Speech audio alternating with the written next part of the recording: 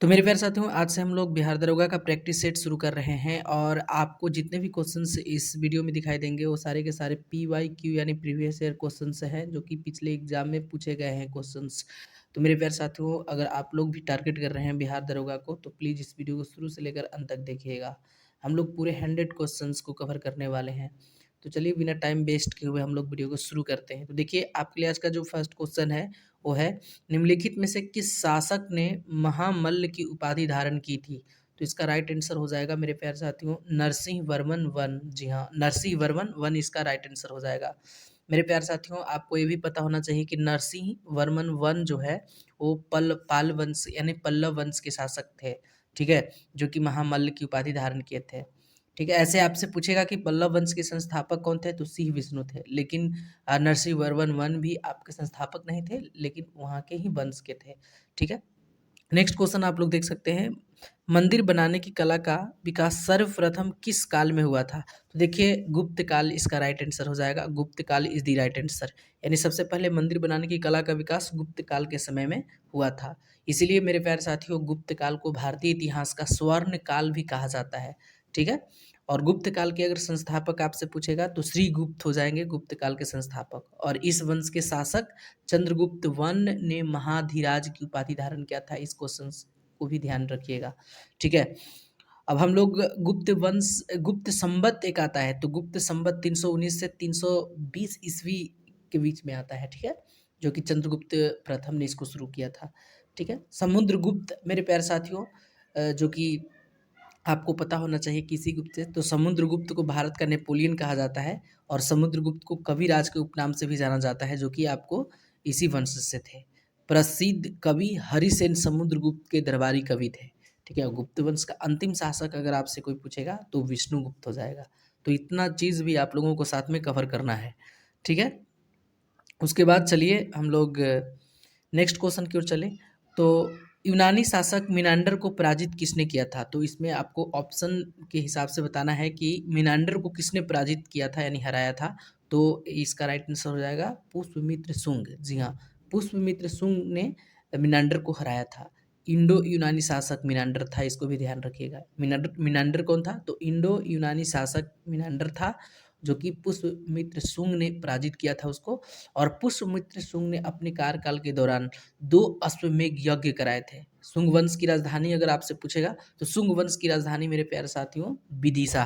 ठीक है, भरहुत स्तूप का निर्माण पुष्यमित्र शुंग ने करवाया था, इसको भी ध्यान में रखिएगा। शुंग वंश का अंतिम शासक देवभूति था और पतंजलि पुष्यमित्र शुंग के सभा में रहते थे, इसको भी ध्यान में रखिएगा। नेक्स्ट क्वेश्चन की ओर चले, तो चंद्रगुप्त मौर्य मगध की राजगद्दी पर कब बैठा? देखिए 322 इसका राइट आंसर हो जाएगा। चंद्रगुप्त मौर्य 322 ईसा पूर्व में मगध की राजगद्दी पर बैठा था। चंद्रगुप्त मौर्य मगध की राजगद्दी पर कब बैठा? 322 ईसा पूर्व में बैठा था। जस्टिन ने चंद्रगुप्त मौर्य को सेंड्रोकोटस कहा है, इसको भी ध्यान रखिएगा। सेंड्रोकोटस किसे कहा जाता है? तो चंद्रगुप्त मौर्य को सेंड्रोकोटस कहा जाता है। और किसके द्वारा? तो जस्टिन के द्वारा कहा गया है। चाणक्य चंद्रगुप्त मौर्य का प्रधानमंत्री थे, यानी गुरु भी थे एक तरह से। प्रसिद्ध पुस्तक अर्थशास्त्र चाणक्य के द्वारा लिखा गया है। चंद्रगुप्त मौर्य ने 305 ईसा पूर्व में सेल्यूकस निकेटर को हराया है, इस बात की भी जानकारी होनी चाहिए। एक बात और आपको पता होना चाहिए, चंद्रगुप्त मौर्य जैन धर्म का अनुयायी था। ठीक है, जैन धर्म का अनुयायी था। चंद्रगुप्त मौर्य ने भद्रबाहु से जैन धर्म की दीक्षा ली थी, तो इसको भी ध्यान में रखिएगा। भद्रबाहु जैन धर्म की दीक्षा दिए थे चंद्रगुप्त मौर्य को। नेक्स्ट क्वेश्चन की बात करें तो किस वेद में परीक्षित को कुरुओं का राजा कहा गया है? तो देखिए अथर्ववेद इसका राइट आंसर हो जाएगा, option number D Atharvaveda. Atharvaveda में मेरे प्यारे साथियों कुरुओं को मेरे प्यारे साथियों राजा कहा गया, कुरुओं का राजा। ठीक है, और इस बात की जानकारी आपको होना चाहिए।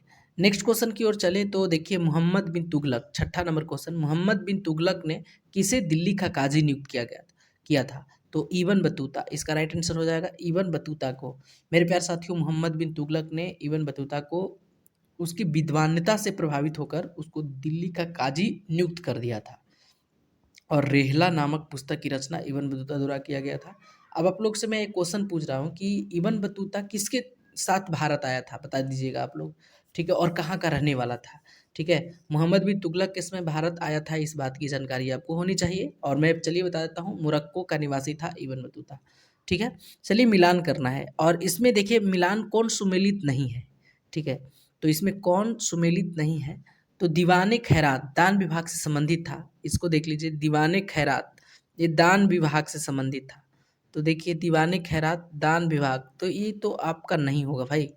दीवान दीवान ये आपका नहीं होगा। तो दीवान ए खैरात दान विभाग से संबंधित था, ठीक है। तो ये तो फिरोज शाह तुगलक के समय तो ये हुआ था। ये दीवान एक ये नहीं है, आपका डी हो जाएगा इसका राइट आंसर। चलिए नेक्स्ट क्वेश्चन की ओर बात करें। तो नेक्स्ट क्वेश्चन है, अकबर ने किस वर्ष स्वयं को हरम दल से मुक्त किया था? अकबर ने किस वर्ष स्वयं को हरम दल से मुक्त किया था? तो इसका राइट आंसर हो जाएगा 1562, यानी ऑप्शन नंबर बी हो जाएगा। देखिए अब ये हरम दल क्या है, इसके बारे में अगर हम लोग ठोस जानकारी प्राप्त करें तो प्रसिद्ध मुगल शासक अकबर ने स्वयं को 1562 ईस्वी में हरम दल से मुक्त किया था। इसने दास प्रथा का अंत भी किया था, आपको पता होगा 1562 में ही। अकबर द्वारा पानीपत की दूसरी लड़ाई लड़ी गई थी 1556 में, ठीक है। अकबर द्वारा हल्दी घाटी का युद्ध भी लड़ा गया था 1576 में। अकबर ने बिहार प्रांत को 1574 और 75 में जीता था, इसको भी ध्यान रखिएगा। प्रसिद्ध संगीतकार तानसेन अकबर के ही दरबार में रहा करते थे। जैन धर्म गुरु हरिविजय सूरी को इन्होंने जागरूक जगत गुरु की उपाधि दिया था, इसको भी ध्यान रखिएगा। चलिए नेक्स्ट क्वेश्चन की ओर चलते हैं कि इसके शासनकाल में बंगाल को भारत का स्वर्ग कहा गया जाता था। तो अलवर्दी खां के शासनकाल में मेरे प्यारे साथियों बंगाल को भारत का स्वर्ग कहा जाता था। 1740 ईस्वी में अलवर्दी खां बंगाल का शासक बना था और इसने सत्ता संभालते ही मुगलों को राजस्व देना बंद कर दिया था और इसके शासनकाल में बंगाल को भारत का स्वर्ग भी कहा गया। अलवर्दी खां का उत्तराधिकारी सिराजुद्दौला हुआ, जो आपको पता होना चाहिए, और ब्लैक होल की घटना सिराजुद्दौला के समय में हुआ था और प्रसिद्ध बक्सर का युद्ध 1764 में हुआ था उसी के समय। बक्सर युद्ध के समय मुगल शासक शाह आलम द्वितीय था, ठीक है। चलिए नेक्स्ट क्वेश्चन की बात करें तो किस गवर्नर जनरल के शासनकाल में, जी हाँ, किस गवर्नर जनरल के शासनकाल में राजकीय कोषागार को मुर्शिदाबाद से कलकत्ता स्थानांतरित किया गया था?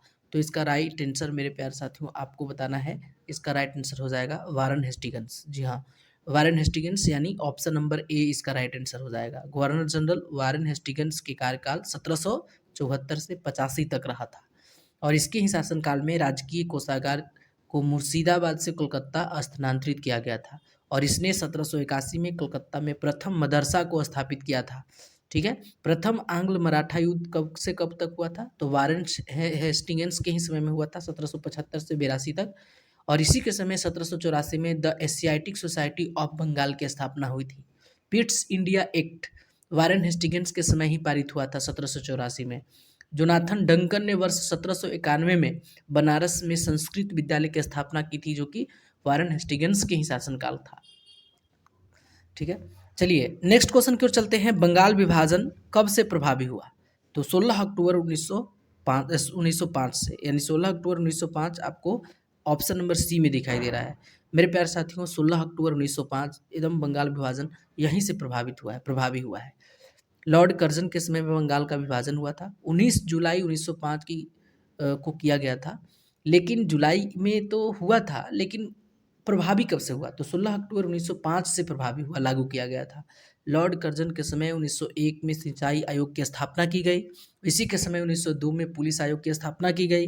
कर्जन के समय में ही 1904 में भारतीय विश्वविद्यालय अधिनियम को पारित किया गया और इसी के समय 1905 में पूसा कृषि अनुसंधान संस्थान को खोला गया। तो इतना सारा मोस्ट इंपॉर्टेंट क्वेश्चन यहाँ से निकल कर आ रहे थे। देखिए क्वेश्चन है, भूमिज विद्रोह का संबंध किस राज्य से था? तो ये झारखंड आपका इसका राइट आंसर हो जाएगा। भूमिज विद्रोह का संबंध वर्तमान में किस राज्य से? तो झारखंड राज्य से। झारखंड राज्य से संबंधित देखिए बहुत सारे विद्रोह हुए हैं। चेर विद्रोह हुआ है, प्रथम चरण में हुआ था। द्वितीय चरण में देखें तो भाई आपको कोल विद्रोह भी देखने के लिए मिलेगा, ठीक है। संथाल विद्रोह 1855 और 56 के बीच में देखने के लिए मिलेगा। मुंडा विद्रोह देखने के लिए मिलेगा 1899 और 1900 के बीच में। तो ये बहुत सारे जनजातीय विद्रोह वहाँ पे हुए हैं, ठीक है। तो इसका राइट आंसर आपको झारखंड हो जाएगा। चलिए नेक्स्ट क्वेश्चन की बात करें तो नेक्स्ट क्वेश्चन में आप लोगों को दिखाई दे रहा होगा, किसने कहा था कांग्रेस के लोग पदों के भूखे राजनीतिज्ञ हैं? तो ये आपका बंकिम चंद्र चटर्जी के द्वारा इस बात को कहा गया था किसने कहा था? तो बंकिम चंद्र चटर्जी ने कांग्रेस संस्था से जुड़े लोगों को पदों के भूखे कहकर संबोधित किया था। अरविंद घोष ने कांग्रेस को क्षय रोग से मरने वाली संस्था बताया था। तो अरविंद घोष का भी बात याद रखिएगा। अरविंद घोष बोला था कि क्षय रोग से मरने वाली संस्था है कांग्रेस पार्टी जो है। आप लोग बताइए कांग्रेस की स्थापना कब हुई थी और किसके द्वारा किया गया था, और प्रथम कांग्रेस का अधिवेशन कब हुआ था? आप लोग कमेंट्स करके बताइएगा।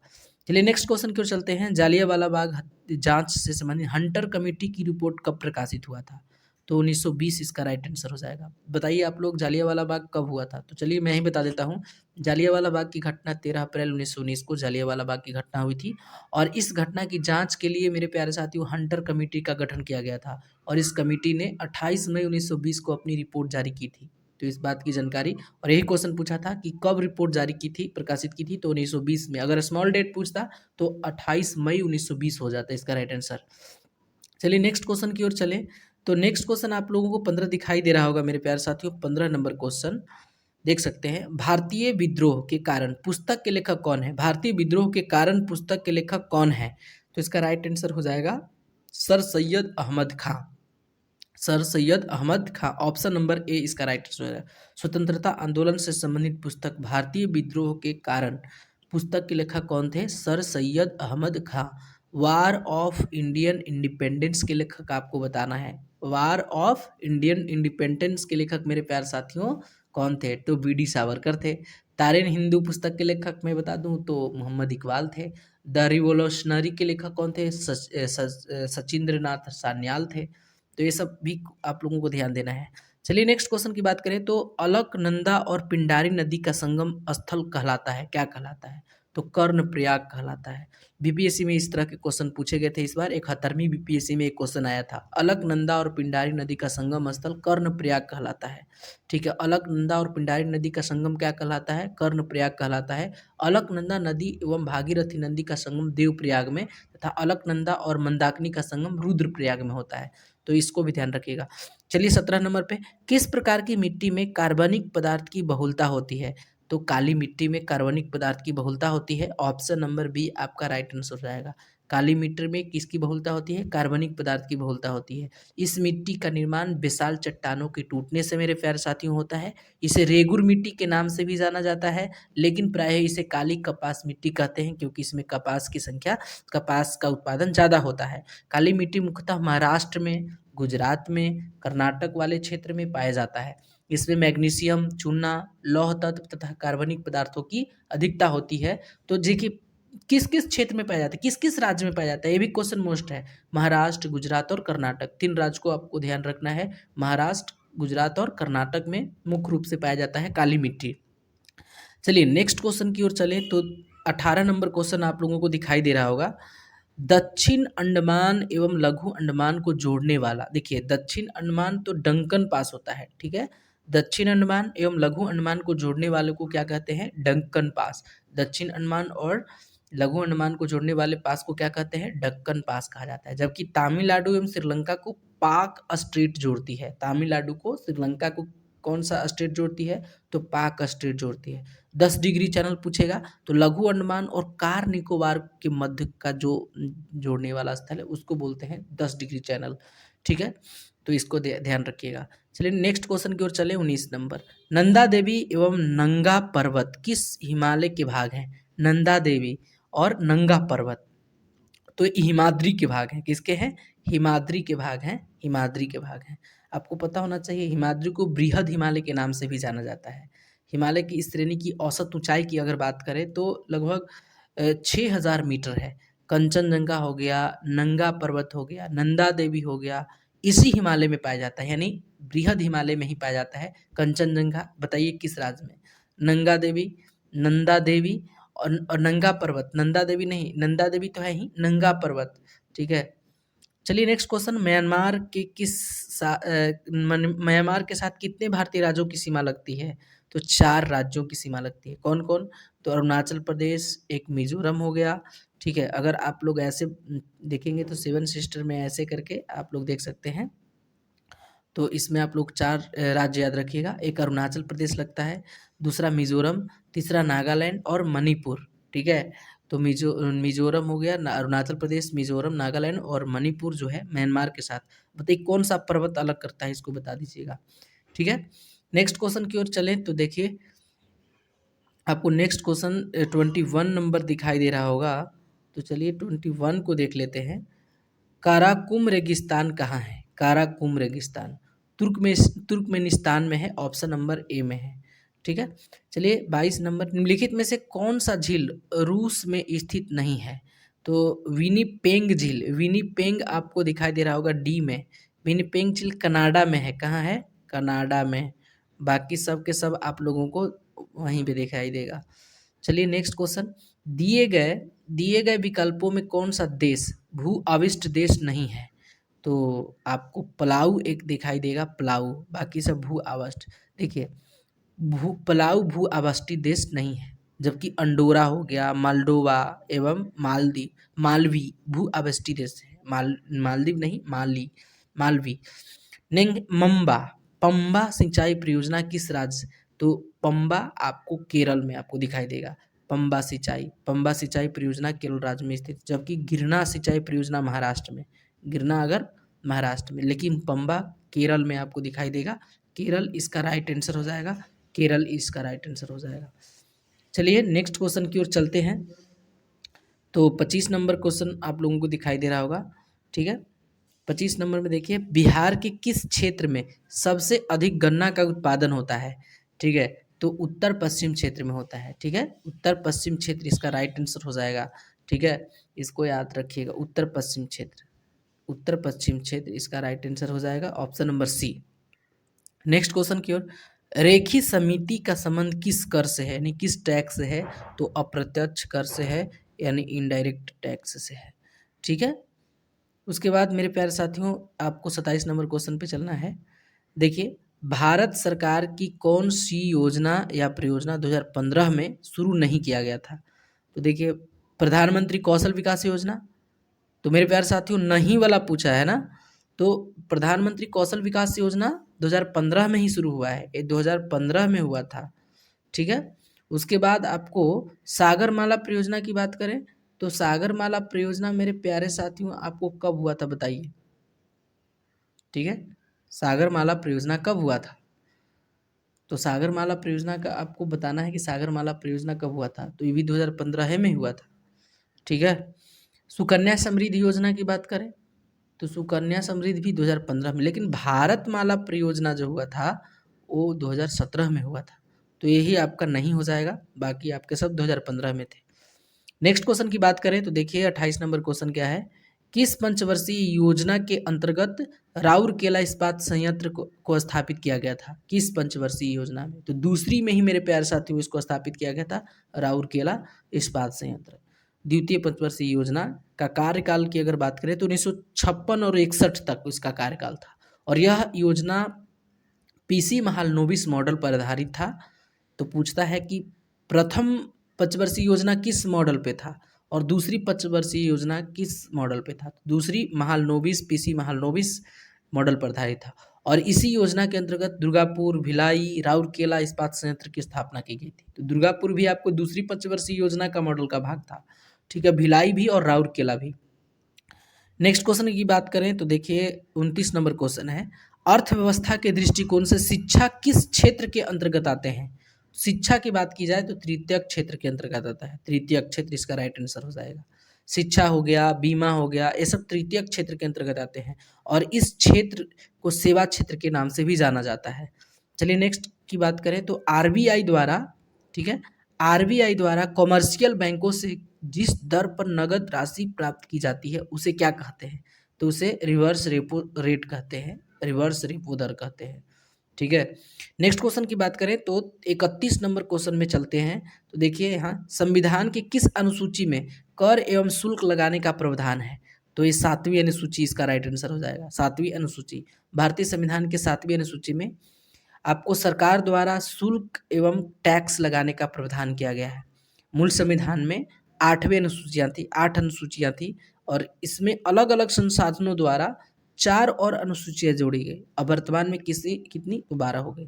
चलिए नेक्स्ट क्वेश्चन की बात करें तो देखिए नेक्स्ट क्वेश्चन की बात करते हैं, हरित गृह प्रभाव का अर्थ क्या है? हरित गृह प्रभाव का अर्थ क्या है, तो आपको बताना है। सॉरी मेरे प्यारे साथियों, 41 नंबर क्वेश्चन नहीं, बल्कि हम लोग बहुत आगे चले आए हैं। इसको यहाँ से हम लोग को बैक करना था, ठीक है। अब हम लोग देख लेते हैं, यहाँ आइए। अब आप लोग 32 नंबर क्वेश्चन से आइएगा, ठीक है। 32 नंबर क्वेश्चन से चलिएगा। 32 नंबर पे क्या है, भारतीय संविधान के अंतर्गत लोकतंत्र के आदर्शों को हम कहाँ कहाँ देखते हैं? तो मेरे प्यारे साथियों, प्रस्तावना में देखते हैं, ठीक है। भारतीय संविधान के तहत भारतीय लोकतंत्र के आदर्शों की झलक हमें संविधान की प्रस्तावना में मिलती है। भारतीय प्रस्तावना के माध्यम से संविधान का सार यानी उद्देश्य, उसका दर्शन हम लोगों को देखने के लिए मिलता है, ठीक है। तो प्रस्तावना में हम लोगों को मिलता है। नेक्स्ट क्वेश्चन की बात करें तो किस मौलिक अधिकार, ठीक है, किस मौलिक अधिकार का लक्ष्य सामाजिक भेदभाव का उन्मूलन करना था? तो मेरे प्यारे साथियों, समानता का अधिकार इसका राइट आंसर हो जाएगा, ऑप्शन नंबर बी। भारतीय संविधान के अनुच्छेद 14 से 18 तक समानता के बारे में उपबंध दिए गए हैं। समानता के मौलिक अधिकार का मूल लक्ष्य सामाजिक भेदभाव का उन्मूलन करना था, उसको हटाना था, ठीक है। नेक्स्ट क्वेश्चन 34 नंबर, किस संशोधन के तहत राष्ट्रपति को कोई भी मामला मंत्रिपरिषद द्वारा पूर्ण विचार किए जाने के लिए वापस भेजने का अधिकार प्रदत्त की गई है? तो ये आपका आपको 44वां संविधान संशोधन आपको बताया गया है इस तरह के। 44वां संविधान संशोधन की बात करें तो 1978 द्वारा आपको अनुच्छेद 74(1) में यह प्रावधान जोड़ा गया, जिसके तहत राष्ट्रपति के पास कोई भी मामला मंत्रिपरिषद द्वारा पूर्ण विचार किए जाने के लिए वापस भेजने का अधिकार है। चलिए नेक्स्ट की बात करते हैं, तो प्रथम स्पीकर कौन थे? ठीक है, प्रथम स्पीकर कौन थे जिनके विरुद्ध लोकसभा में अविश्वास प्रस्ताव लाया गया था? तो जेबी मावलंकर थे। JB Mavalankar is the right answer. कब? 1954 में। प्रथम लोकसभा के अध्यक्ष कौन थे? जेपी मावलंकर के विरुद्ध 15 दिसंबर 1954 में अविश्वास को लाया गया था, ठीक है। हालांकि यह प्रस्ताव लोकसभा द्वारा अस्वीकृत कर दिया गया था, निरस्त कर दिया गया था। चलिए नेक्स्ट क्वेश्चन की बात करें तो 36 नंबर क्वेश्चन पे चलते हैं। सूचना के अधिकार अधिनियम को राष्ट्रपति द्वारा कब स्वीकृति दी गई थी? तो जून 2005 की बात है, जून 2005 में। तत्कालीन राष्ट्रपति उस समय अब्दुल कलाम आज़ाद हुआ करते थे, अब्दुल कलाम आज़ाद हुआ करते थे, ठीक है। तत्कालीन राष्ट्रपति एपीजे अब्दुल कलाम आज़ाद द्वारा सूचना के अधिकार अधिनियम को 15 जून 2005 में स्वीकृति प्रदान की गई, जबकि इसे 12 अक्टूबर 2005 को लागू किया गया था। तो जून में ही आपका हुआ था, ठीक है, और अक्टूबर में लागू किया गया था। तो यहाँ ध्यान रखिएगा, बहुत ही माइनर, देखिए ऑप्शंस किस तरह से दे रहे हैं, अक्टूबर भी दिया है। जो इसको अच्छा से नहीं पढ़ के जाएंगे उनका गलत होना है, ठीक है। चलिए नेक्स्ट क्वेश्चन की बात करें तो बिहार में पंचायत स्तर पर, ठीक है, बिहार में पंचायत स्तर पर राज्य सरकार का प्रतिनिधित्व कौन करता है? तो सचिव करता है, पंचायत सचिव करता है, ठीक है। नेक्स्ट क्वेश्चन की बात करें तो आपको देखिए नेक्स्ट क्वेश्चन में आप लोगों को दिखाई दे रहा होगा, उपयुक्त कथन के संबंध में कौन सा कथन सही है? कथन एक क्या है? संसद, ठीक है, संसद तथा राज्य विधानमंडल के स्वतंत्र तथा निष्पक्ष चुनाव कराने की शक्तियां एक स्वतंत्र इकाई अर्थात निर्वाचन आयोग को दी गई है। क्या ये बात सही है? तो मेरे प्यारे साथियों बी इसका राइट आंसर मेरे प्यारे साथियों बी होगा, यानी ए और दोनों सही है लेकिन ए सही नहीं है। चलिए 39 में देख लेते हैं हम लोग, हिंदी को राजभाषा के रूप में मान्यता कब दी गई? तो 1949 में दिया गया, 1949 इसका राइट आंसर हो जाएगा। 14 सितंबर 1949 को हिंदी को राजभाषा के रूप में मान्यता प्रदान की गई और इसी याद में प्रतिवर्ष 14 सितंबर को हिंदी दिवस मनाया जाता है, तो इसको भी ध्यान रखिएगा। पंचायती राज किस सूची का विषय है? तो मेरे प्यारे साथियों राज्य सूची का विषय है, ठीक है। पंचायती राज को भारतीय संविधान में 7वीं अनुसूची के अंतर्गत रखा गया है, जो कि राज्य सूची का विषय बताया गया है। चलिए नेक्स्ट क्वेश्चन की बात करें तो 41 में आ जाइए। 41 में मेरे प्यारे साथियों क्या है? हरित गृह प्रभाव का अर्थ क्या है? तो वायुमंडल में ग्रीन हाउस गैसों के घनीकरण के कारण वायुमंडल का जो तापमान बढ़ता है वही आपका हरित गृह प्रभाव है। तो वायुमंडल का तापमान बढ़ना ऑप्शन नंबर ए में आपको दिखाया गया है, तो ऑप्शन नंबर ए आपका राइट आंसर हो जाएगा, ठीक है। ऑप्शन नंबर ए इसका सही जवाब हो जाएगा। चलिए नेक्स्ट क्वेश्चन की ओर चलते हैं, 42 नंबर क्वेश्चन। देखिए 42 नंबर क्वेश्चन में क्या मेरे प्यारे साथियों, निम्नलिखित गैसों में कौन सी एक गैस पृथ्वी पर जीवन के लिए हानिकारक और लाभदायक दोनों है? तो carbon dioxide is the right answer हो जाएगा। कार्बन डाइऑक्साइड मेरे प्यारे साथियों गैस पृथ्वी पर जीवन के लिए हानिकारक और लाभदायक दोनों है, क्योंकि पौधों को कार्बन डाइऑक्साइड चाहिए, वो ग्रहण करता है, तो उसके लिए बहुत ही जरूरी है प्रकाश संश्लेषण के लिए। दूसरी ओर है कि भैया हम लोगों को जीवन दैनीय ऑक्सीजन गैस का निर्माण करता है, तो वही करता है जो हमारे जीवन के लिए लाभदायक होता है। वहीं यह भूमंडलीकरण ताप का मुख्य कारण भी है, जो हमारे लिए हानिकारक भी है। तो दोनों है, लाभदायक और हानिकारक, क्योंकि पेड़ पौधों को क्या चाहिए, कार्बन डाइऑक्साइड चाहिए प्रकाश संश्लेषण के लिए, और पेड़ पौधों से हम लोगों को क्या मिलता है, ऑक्सीजन मिलता है, तो ये जरूरी हो गया। लेकिन दूसरी ओर हानिकारक क्यों हो गया कार्बन डाइऑक्साइड, क्योंकि भूमंडलीय तापन का इसका मुख्य कारण कार्बन डाइऑक्साइड गैस ही है, यानी भूमंडल का गर्म होना, तो इसलिए हानिकारक है। तो दोनों है। चलिए नेक्स्ट क्वेश्चन की ओर चलते हैं। 43 नंबर देखिए, कार्टाजेना प्रोटोकॉल का संबंध क्या है, प्रोटोकॉल का संबंध क्या है, तो ये जैव सुरक्षा समझौता है, इसका राइट आंसर। ठीक है, कार्टाजेना प्रोटोकॉल एक अंतर्राष्ट्रीय संधि है मेरे प्यारे साथियों, जिसका संबंध जैव सुरक्षा समझौता से है, और ये 2000 ईस्वी में इसको स्वीकृत किया गया था।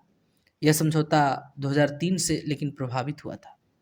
चलिए नेक्स्ट क्वेश्चन की बात करें तो भारत में मैंग्रोव वनस्पति सर्वाधिक कहाँ पाई जाती है, यानी ज्वारीय वन कहाँ पाई जाती है, तो सुंदरबन में पाई जाती है। ऑप्शन नंबर बी इसका राइट आंसर हो जाएगा। ज्वारीय वन डेल्टा प्रदेशों तथा समुद्र के ज्वार वाले भागों में अधिक पाए जाते हैं। इन्हें मैंग्रोव वनस्पति के नाम से जाना जाता है। इसका सर्वाधिक विस्तार सुंदरबन में पाया जाता है।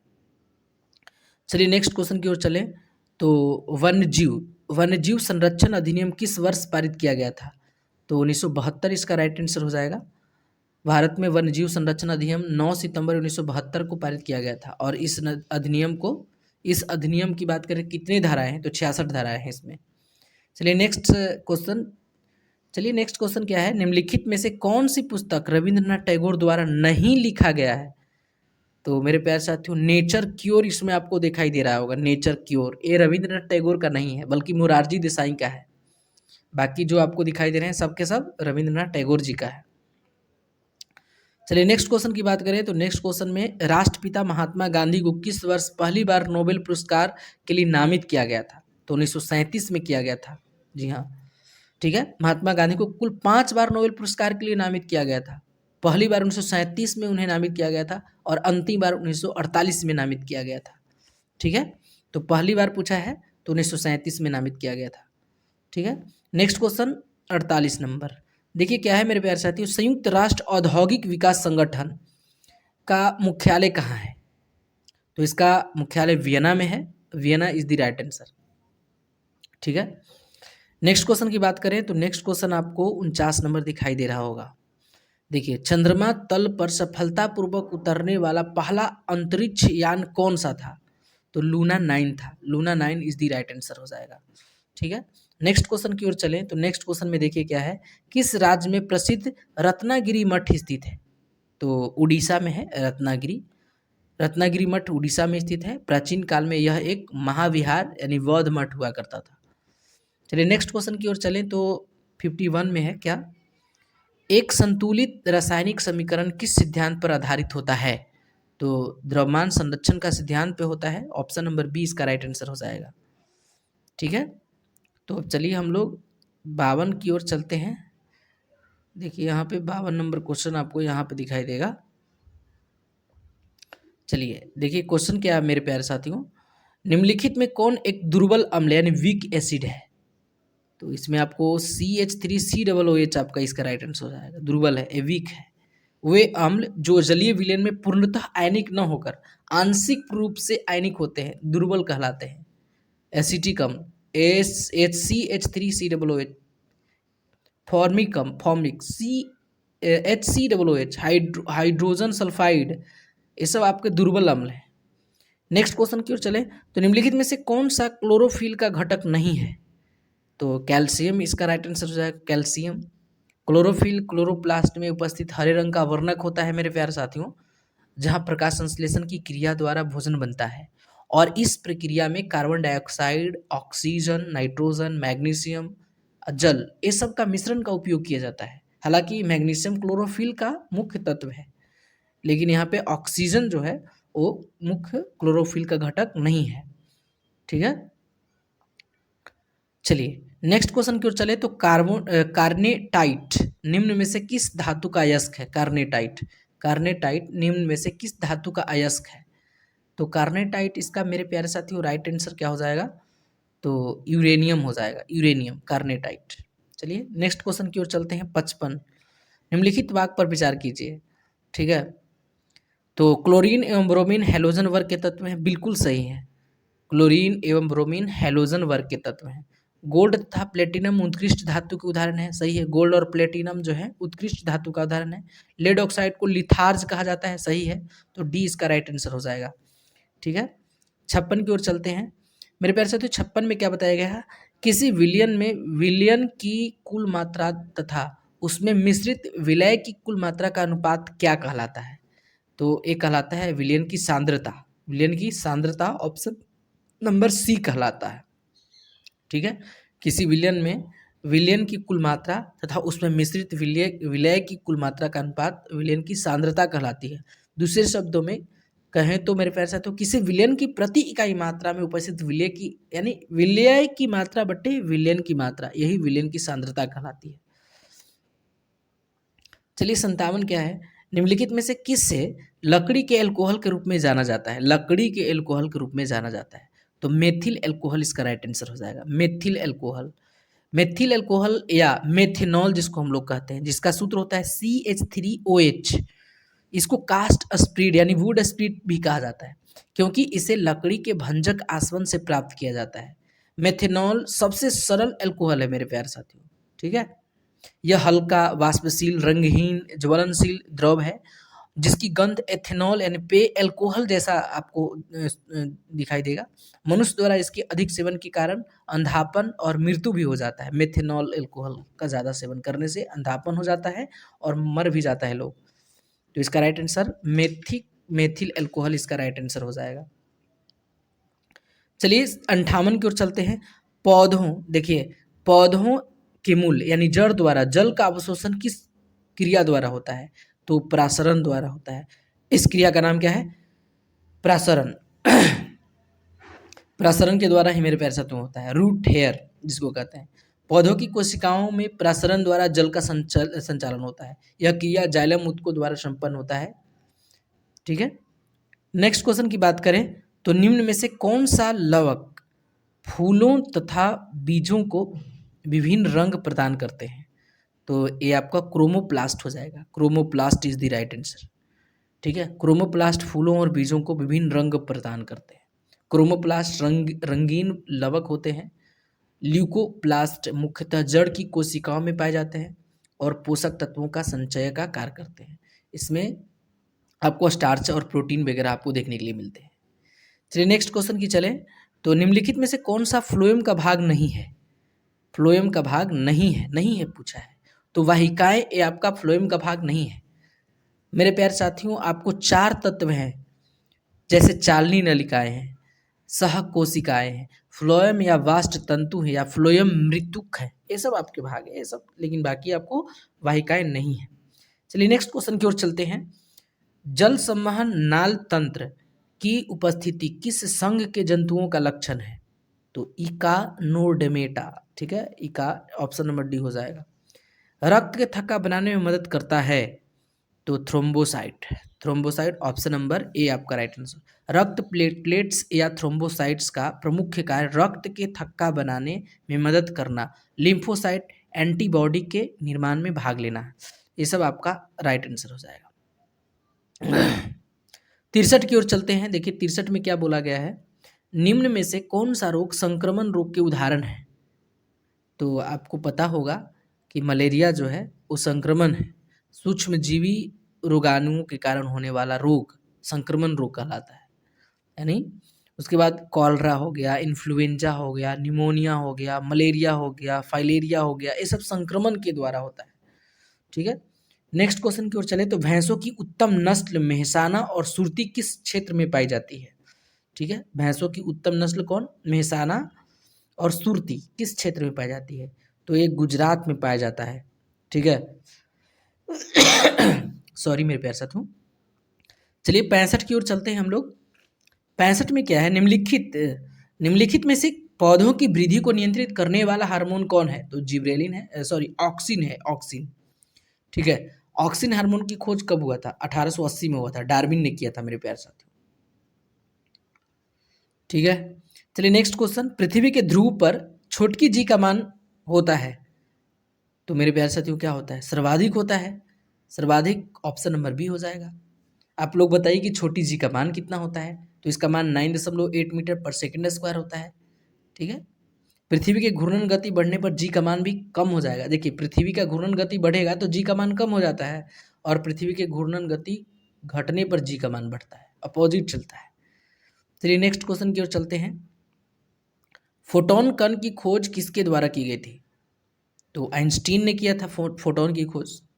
ठीक है, नेक्स्ट क्वेश्चन की ओर चलते हैं। नेक्स्ट क्वेश्चन आप लोगों को दिखाई दे रहा होगा, जब ध्वनि एक माध्यम से दूसरे माध्यम में जाती है तो क्या अपरिवर्तित रहता है? आवृत्ति अपरिवर्तित रहता है, बाकी सब बदल जाते हैं। चलिए 69 में देखते हैं, नाभिकीय रिएक्टर में किसका प्रयोग नियंत्रक छड़ के रूप में किया जाता है? तो बोरॉन का इस्तेमाल किया जाता है। नाभिकीय रिएक्टर में नियंत्रक छड़ के रूप में बोरॉन या कैडमियम की छड़ का प्रयोग किया जाता है। 70 नंबर देख लीजिए, दिए गए विकल्पों में कौन सदिश राशि का उदाहरण नहीं है? तो कार्य आपका सदिश का उदाहरण नहीं है। ठीक है, नेक्स्ट क्वेश्चन, किस केंद्रीय मंत्रालय द्वारा स्वर धरोहर उत्सव, देखिए ये आपका पुराना वाला करंट अफेयर्स है, तो इसको हम लोग डिलीट करते हैं। ठीक है, वैसे 2022 का करंट अफेयर्स ये भी आपको डिलीट करते हैं। ठीक है, उसके बाद मेरे प्यारे साथियों ये भी आपका डिलीट करते हैं क्योंकि करंट अफेयर्स पुराना है। देखिए 2023 का करंट अफेयर्स है, इसको भी हम लोग डिलीट करते हैं। ठीक है, इसको भी हम लोग डिलीट कर दिए। ठीक है, 75 में देखिए, 75 में आप लोग देखिए क्या है, क्योंकि जो पुराना करंट अफेयर्स उसको तो हम लोग डिलीट ही कर देंगे ना। देखिए यहाँ भी आपको दिखाई दे रहा होगा, ये भी आपका जो है ये पुराना है, तो 75 भी आपका पुराना है, यहाँ भी पुराना है। ठीक है, यहाँ भी पुराना है, ये भी 22 का है, 23 का है। ठीक है, 22 का है। देखिए ये इसको देख लीजिए, हालांकि है ये भी पुराना। The magic of the last story पुस्तक के लेखक कौन है? 81, सुधा मूर्ति। इसका राइट आंसर हो जाएगा Sudha Murthy. The magic of the last story Sudha Murthy की है। ठीक है, चलिए 2022 का आ गया मेरे प्यारे साथियों 82, इसको डिलीट कीजिए। ठीक है, उसके बाद मेरे प्यारे साथियों ये भी आपको पुराना है। अब हम लोग आएंगे इधर 84 में, 84 भी पुराना है।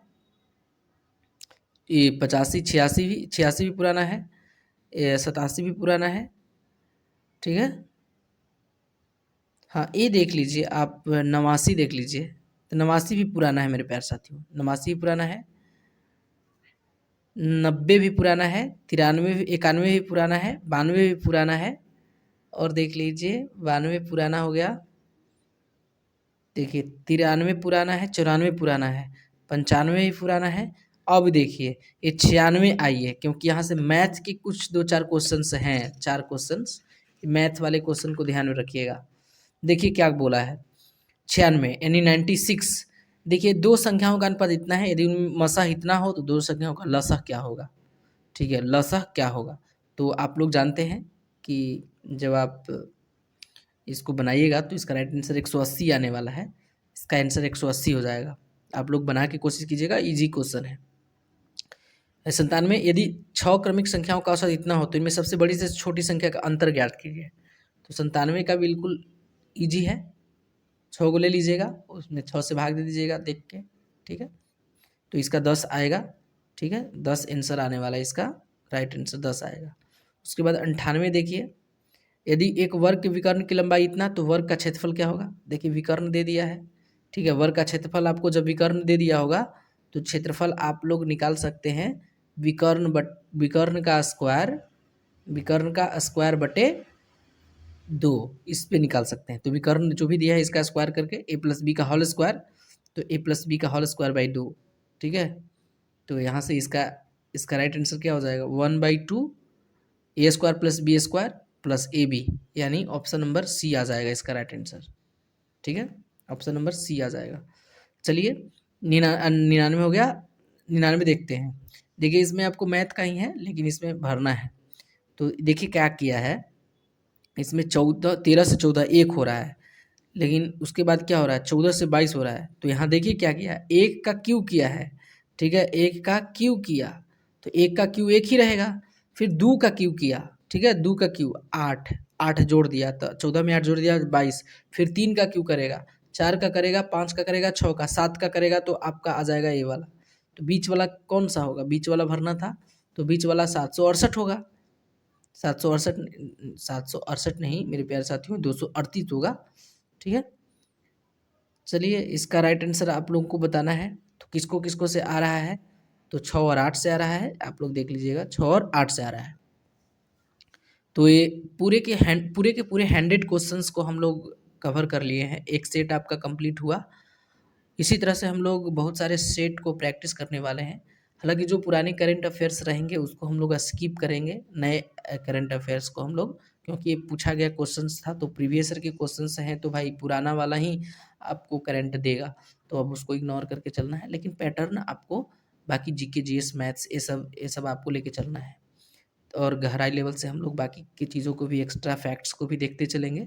तो आज के वीडियो में बस इतना ही, मिलते हैं हम लोग नेक्स्ट वीडियो में, तब तक के लिए टेक केयर।